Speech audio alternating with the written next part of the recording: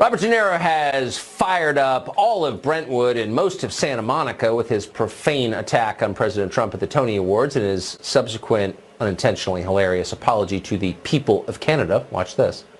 I'm going to say one thing. Trump. I just want to make a note of apology for the idiotic behavior of my president. And I apologize to Justin Trudeau, too, and the other people at the G7. It's disgusting. A lot of people get deeper and more thoughtful as they get older. That is not the case with Robert De Niro, but he's getting a lot of support from Hollywood. What does this mean for American politics, though? Does the image of rich actors swearing at the president at an awards show help the president or hurt him? Joe Piscopo hosts the Joe Piscopo Show in De Niro's hometown, New York City. He joins us now from the streets of that metropolis of 8 million. Joe, great to see you. Tucker, great to see you from the Bronx, New York. Our Lady of Mount Carmel right here. We're at a big St. Anthony festival, so I'm getting my blessings. God bless you, my son. Good for you. I feel blessed. So what effect does this have on normal people, do you think, who weren't in the audience or aren't Huffington Post charter subscribers? How do they react to Robert De Niro's speech, his two-word speech?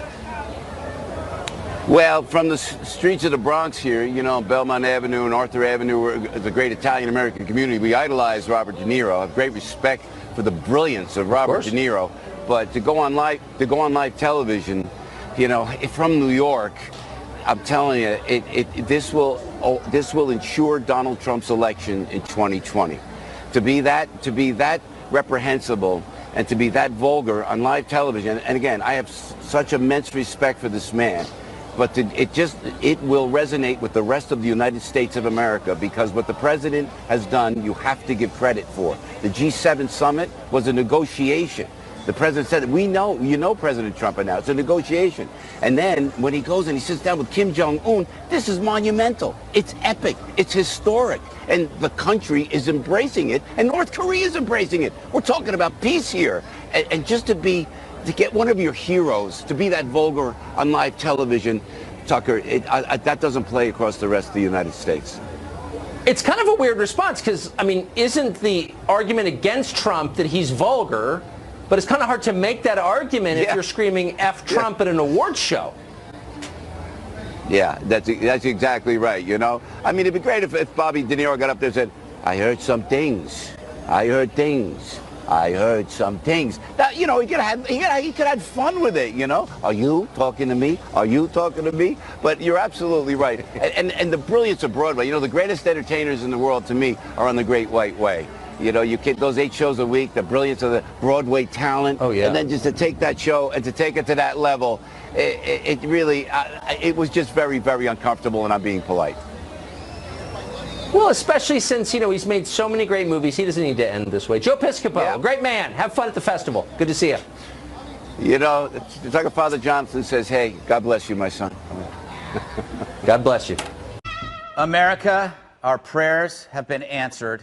Alec Baldwin says if he ran for president, he'd win. If I ran, I would win. You would? I would absolutely win. Then why don't you run? 1,000%. Why don't you run for president as Donald Trump? That way everyone will have everything. If I ran for president, I would win. Hands down, I would win. Because you would be the funniest, most exciting, most crazy campaign. Oh, God. Yes. This, friends, is the election this country needs and the media deserves. Could you ask for a better matchup? Donald Trump and a guy who makes a living as Donald Trump. And although he's never run a business, he has played someone who has. Did anyone see Boss Baby? Oh, that's It's a great film. I kid, Baldwin, he's way more than an impersonator. He's an actor. And he's got more in common with Trump than he thinks. He's a famous, blustering, ego-driven New Yorker. And he cares. Hopefully enough to appoint Sean Penn as his running mate. That would be great. But here's the big point, Alec, and I know you're watching. You hate this president and you fear where the country is headed. And it makes it hard to remember your lines. You see what it does to your friends. Of course I want to punch him in the face. Right. Yes! I have thought an awful lot about blowing up the White House. When was the last time an actor assassinated a president? They're a mess. All of your friends are destroying themselves. So you've got to run. You've got to do it for them before they lose it completely. If you feel that strongly about stopping Trump, why stay on the sidelines like a coward? And if not you, then who? Have you seen the Democrats? A bunch of hopeless stiffs. And Oprah. But you're the only hope your party has. There's no one better. That's why I'm starting the Draft Alec 2020 campaign. Don't I have a little button? There it is. I invite viewers to join. Let's make him the Democratic nominee. Because, Alec, you've taken your shots. Time to settle this once and for all. The only reason why you won't is because you're scared of losing. But what did you just say before? If I ran for president, I would win. Hands down, I would win. So what's keeping you? All right, Dana. I love this it. is exactly what we need. I think I agree. Let's have somebody from Hollywood run. Yes. And settle this question. And if he is such a patriot and believes in his heart that Trump is evil, he's the man to stop him. Absolutely. Hashtag 2020 Alec Baldwin. Juan, come on. You know he's an entertainer. He had a TV show. He's like Trump. This is what the Democrats need. You ever see that film Idiocracy? Yes, it's one of my favorites. We have devolved. So now we're going to have two people totally unqualified. The Democrats will say, well, the Republican was unqualified, just a celebrity, just a TV guy, knows nothing. And he goes off and he runs and he won. So Alec Baldwin says, hey, I'm a better entertainer. I'm a better actor. So I can beat him hands down. I mean, he said he thinks that Trump will fire Mueller. He said he thinks that Trump just said to Kim at the summit, oh, just say you're going to denuclearize because I need that for my reelection. So, I mean, it's like an absurdity. I mean, it's like a joke. But the thing is, we're all living through it. Yeah, I think I could see a ticket, Kimberly. Yes. I could see it. And he is the face of the resistance. I mean, he plays Trump every Saturday. Yeah, so you're saying, saddle up. Yes. Come on, cowboy. If you think you're put your better money than where your mouth is. Absolutely. And when you look at the cast of characters, of alternatives in the Democratic Party, who are you going to have? I mean, when you think about it, I mean, would Sean Penn be on the lead of that ticket or Baldwin? Who would you have? Besides, I mean, the only one actually probably is like Oprah Winfrey. She would be good and normal. But other than that, Alec Baldwin would be absolutely entertaining. Jesse, what can you say? I would say we finally found a candidate that hates reporters more than Trump. Didn't Baldwin punch reporters in the face and smash their cameras? Trump hasn't even done that. I listened to the interview live. I love Howard, Baba Booey. And Howard was very tough and very fair. He didn't really take a side. But this guy's obsessed with Trump. He was on with Howard for an hour and a half, kept bringing the conversation back to Mueller. He thinks they're these secret apprentice tapes that are long lost that show Trump saying all this stuff. But I do think, and just looking at him, he looks like a president. I actually kind of like him when I listen to him.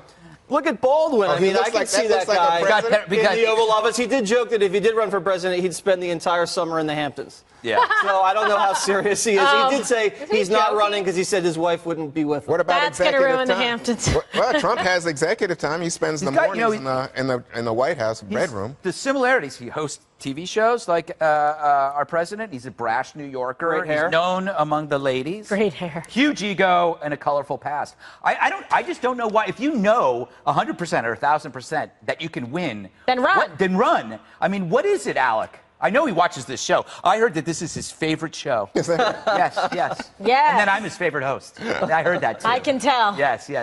All right, he just keeps getting lower and lower. I'm not kidding. Robert De Niro, probably a good actor, using last night's platform at the Tony Awards to leave the prompter to say this about the president.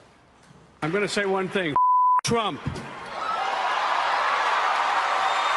It's no longer down with Trump. It's Trump.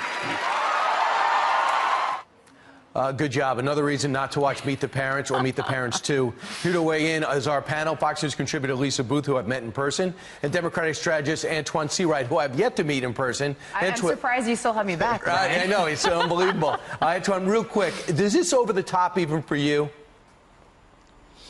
I probably wouldn't use the choice of Sunday school words that he used last night. However, I do think he speaks to the frustration, anger of a lot of people in this country on the left and the right. But if you are surprised or pissed off about the language he used, then you have to look at the President of the United States and some of the language he's used, calling NFL players SOBs S-hole countries, rapists and thugs for Mexicans. I mean, this type of language is accepted in Trump's America. Well, that's true. Some stuff was behind closed doors, not at the Tonys. Lisa, what about the tone? Does this show that Robert De Niro has a limited vocabulary if you don't give him a script? Absolutely. Look, it just shows how feckless the resistance movement is. They offer no solutions.